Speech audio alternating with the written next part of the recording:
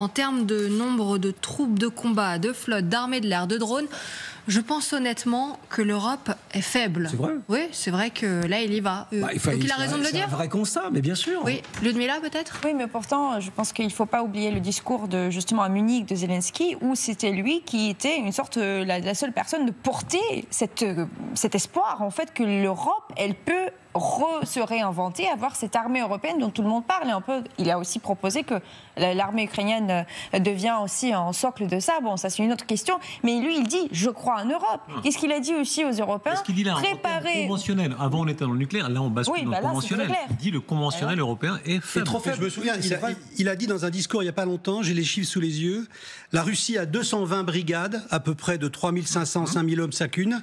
L'Ukraine 110, l'Europe 80. Ouais, c'est ça. Voilà. Donc effectivement incroyablement impressionnant quand on pense au déséquilibre militaire de l'Europe. Avec des vrais en plus des vrais trous stratégiques.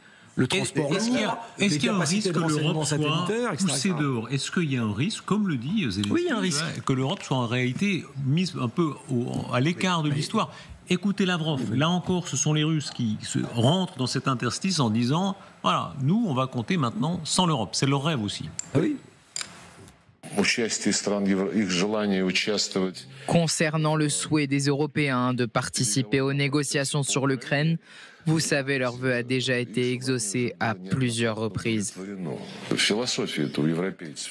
L'approche européenne n'a mené à rien, donc je ne vois pas ce qu'ils peuvent apporter à la table des négociations. S'ils continuent de préparer des plans suspects de gel du conflit, tout en continuant la guerre comme ils ont l'habitude et aiment le faire, à quoi ça sert de les inviter ?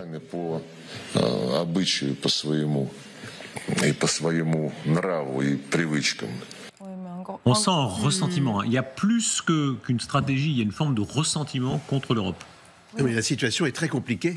Il faut vraiment se garder de croire que les choses sont simples, que ça va se dérouler. C'est très très compliqué. Il va y avoir des coups de théâtre. Emmanuel de Villiers, est-ce que pour vous, est-ce que pour vous c'est bien fait pour nous si on ne fait pas partie des discussions? C'est parfaitement normal. Les Européens sont divisés. Ils ont collectionné les échecs. D'abord, de ne pas avoir su prévenir cette guerre, car quand même, il y avait eu des accords à Minsk, ils n'ont pas été assez suivis, pour parler simple. On pourra en reparler. Hein. Et depuis, d'avoir fait une surenchère permanente sans avoir pensé à la paix. Il faut que ça soit un président américain récemment élu qui vienne chez nous imposer la paix. Non, les Américains ont tout faux, et comme c'est très les Européens ont tout faux, et comme c'est très compliqué de lancer une négociation dans ce contexte de guerre intense, il faut limiter les interlocuteurs. Donc, général, on récolte ce qu'on a semé. On récolte ce qu'on a semé, c'est ça? Oui, absolument.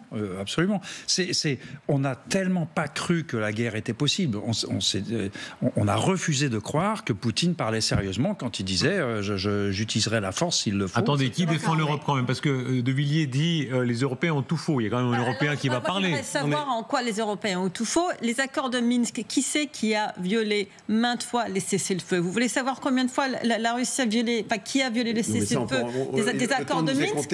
Non, mais ils n'ont pas été respectés. Mais pourquoi vous ne me laissez jamais terminer mes phrases? Moi, je ne vous interromps pas. Je vous demande d'avoir de la courtoisie et d'être un gentleman et de me laisser finir mes phrases. Voilà. Il va le faire. Donc, les Européens n'étaient pas. C'est pas les Européens qui ont violé les accords de Minsk. Ce sont principalement les Russes. Il y a eu un petit peu du côté des Ukrainiens, mais l'OSCE a parfaitement documenté tout ça.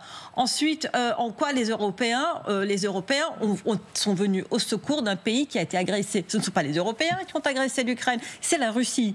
Donc, franchement, je ne vois pas en quoi les Européens ont été minables. Personne n'a pu armer l'Ukraine jusqu'au bout, mais je quand même tiens à vous rappeler que l'Union européenne a donné plus d'argent à l'Ukraine que les États-Unis. En termes d'aide humanitaire et d'aide militaire combinée, c'est plus que les États-Unis. Donc, je suis vraiment désolée, je ne vois pas en quoi nous avons été minables. Si vous permettez, pour vous répondre, passez votre expression, les Européens ont échoué puisqu'il fallait imposer cette paix sans attendre qu'un président américain récemment élu vienne s'en occuper à notre place. Mais l'imposer comment ? Mais comment, comme les Américains vont le faire, il fallait négocier, il fallait éviter cette surenchère de conflits qui ne menait à rien, puisque, je le répète, il n'y avait pas d'issue militaire dès le départ, contrairement à ce que certains ont voulu faire croire. C'est vrai qu'en 1940, on aurait juste dû laisser les Américains et les Allemands négocier sur le dos. Si on écoute bien les propos de Lavrov à l'instant, il dit il ne faut pas que les Européens participent aux négociations parce que les Européens veulent continuer la guerre. Il a dit ça. De toute façon, Ce qui n'est d'ailleurs pas tellement vrai, en réalité. Mais bon. Non, mais je ne sais pas quel jeu il joue quand il prononce cette phrase. Je pense qu'en fait, pour les Russes, c'est très clair. Il est en train de dire que le constat, c'est que l'Europe est en guerre contre la Russie et la Russie est en guerre contre l'Europe. Ça, c'est très clair. Deuxième chose, c'est que l'Europe, elle n'a pas abandonné l'Ukraine.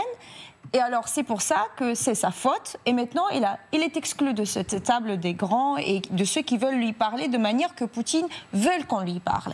Et il n'y avait pas l'Europe, elle ne s'est pas surenchérie. C'est Poutine qui a donné le ton. C'est pas l'Europe qui est surenchérie. Si Poutine n'était pas là pour envahir l'Ukraine, il n'y aurait pas de problème. Il n'y aura pas de problème, on ne serait pas là. Si l'Europe, elle n'était pas là pour armer l'Ukraine, on ne serait pas là non plus. Mais la question... Didier François... Est-ce que vous avez l'ouverture d'esprit d'accepter que je vous dise que cette guerre est une guerre entre deux ex-républiques socialistes soviétiques? Et en quoi ça explique qu'il faut que... Qu'est-ce que ça explique? Vous auriez préconisé quoi? Je comprends pas. Votre solution, ça aurait été quoi? Il fallait d'abord éviter cette guerre. Parce que il fallait l'éviter. On a vu les mouvements de troupes, on a vu les velléités du président Poutine. Il fallait l'éviter en amont. Mais comment? Le président Macron s'est déplacé à Moscou, il est allé ensuite à Kiev. Il fallait éviter cette guerre.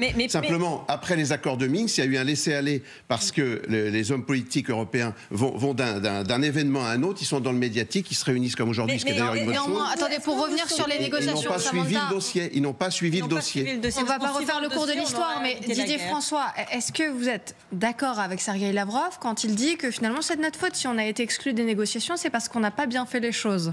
Non, mais Lavrov, il veut exclure évidemment l'Europe puisqu'il veut un tête-à-tête avec les États-Unis. Mais est-ce qu'on aurait pu éviter ça? Qu'est-ce qui fait qu'on en est arrivé là aujourd'hui? C'est qu'on est trop faible. Ouais, on aurait évité ça si on avait été fort. Donc c'est aussi de notre faute alors. Remettre un grand coup de poing sur le groin. Une fois qu'ils ont pris ça, ils commencent à rediscuter. Si vous n'êtes pas capable de leur mettre un coup de poing sur le groin, ils ne discutent pas. Le paradoxe de la faiblesse. Moi, je suis frappé de voir comment Trump est respecté. Il est respecté, même le Hamas, même les pires organisations terroristes de la Terre, par une forme de paradoxe, même l'Iran. Mais parce qu'il y a qu'en Europe qu'on croit que c'est en se faisant des hugs, bisous, des câlins, que regardez l'illustration.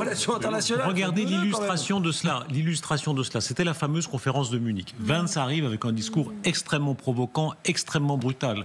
Et paradoxe, le contraste est fort. À la fin de la conférence, le président de la conférence prend la parole et puis voilà, il pleut, il a des larmes aux yeux. Et ça a été regardé de deux manières. Il y a ceux qui sont émus et ceux qui disent voilà, c'est l'expression même de cette Europe faible, en quelque sorte, un peu pleurnicharde. Regardez. Voilà. Restons fidèles à nos valeurs, ne les réinventons pas, mais concentrons-nous sur le renforcement de leur application cohérente. Permettez-moi de conclure, cela devient difficile.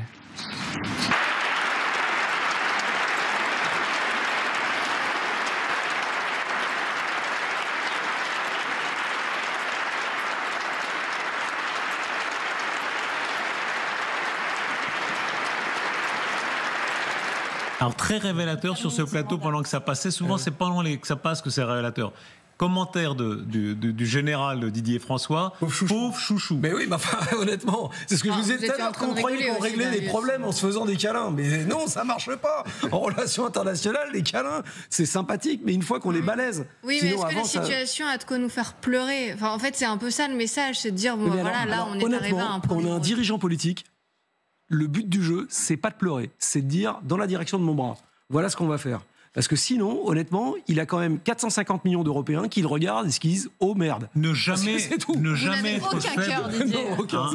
être faible face au régime autoritaire. Rappelez-vous Mitterrand sur l'affaire des missiles, qui dit les pacifistes sont à l'est, et les missiles sont à l'est et les pacifistes sont à l'ouest. En réalité, il faut être fort. C'est pas en pleurnichant que ça émeut Poutine ou Xi Jinping, ça c'est sûr. Et aujourd'hui, on voit une extrême droite pacifiste à travers toute l'Europe qui se déguise derrière des arguments de solidarité, de compassion, d'amour de la vie, et qui en réalité... Vous parlez d'Emmanuel Villiers, là ? Je parle de ce que j'ai dit, l'extrême droite pacifiste. Il a pris le commentaire pour lui. Je souris parce que le pacifisme, quand il s'agit d'éviter des morts et des blessés qui sont dans une misère terrible, oui, j'assume d'être pacifiste. Non, c'est pas la question de la paix. Là, ce que vous dites et ce que vous précisez, Sachez, c'est l'arrêt de la guerre pour que votre vie ici ne change pas, pour que vous continuez de vivre dans une illusion qui est que la paix, elle est là. Sauf qu'on n'est pas en paix, on est en guerre avec la Russie. La Russie est en guerre contre l'Europe.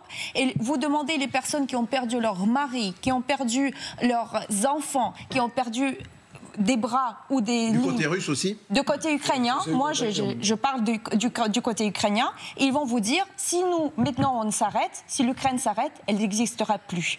Et pourquoi tous ces morts ? C'est parce que il faut avoir aussi la compréhension qu'on voudrait avoir la justice pour tous les crimes qui étaient commis sur le territoire ukrainien, pour que Poutine soit porté aussi à la justice pour ce qu'il a fait et ce son régime fait, et que ça se répète jamais. Ce que vous proposez aujourd'hui, c'est pas une solution durable, c'est une solution pour arrêter les massacres, comme vous avez dit, mais après, il n'y aura pas cette paix dont tout le monde rêve, parce que le régime de Poutine restera là, et le régime de Poutine, là, il va pas du tout changer de sa nature. Je respecte parfaitement votre sensibilité. Je ne prétends pas avoir raison, mais j'ai la conviction qu'après cette paix qui va être très difficile à mettre en place, il n'y aura pas de nouvelle guerre. Soyons honnêtes. Pardon, mais Samantha Bendern seulement. Soyons honnêtes. Le seul, en réalité, tout le monde parle de paix. Le seul qui reste sur la ligne churchillienne, tant que le territoire est occupé, il n'y a pas de paix, parce qu'une paix, en fait, c'est une trahison ou c'est une défaite.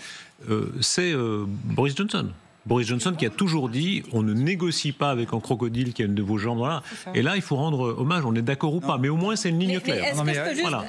Parce que la paix, le mot paix, il est ambigu. On ne parle pas de paix, on parle de cessez-le-feu. La paix est inatteignable et le cessez-le-feu. Non, mais même le président Zelensky parle de paix juste. Voilà. La seule paix juste, c'est quand on libère tout le territoire, normalement. Il l'aura si le régime Poutine s'effondre, que la région s'effondre. Vous voyez ce que je veux dire, c'est un autre sujet.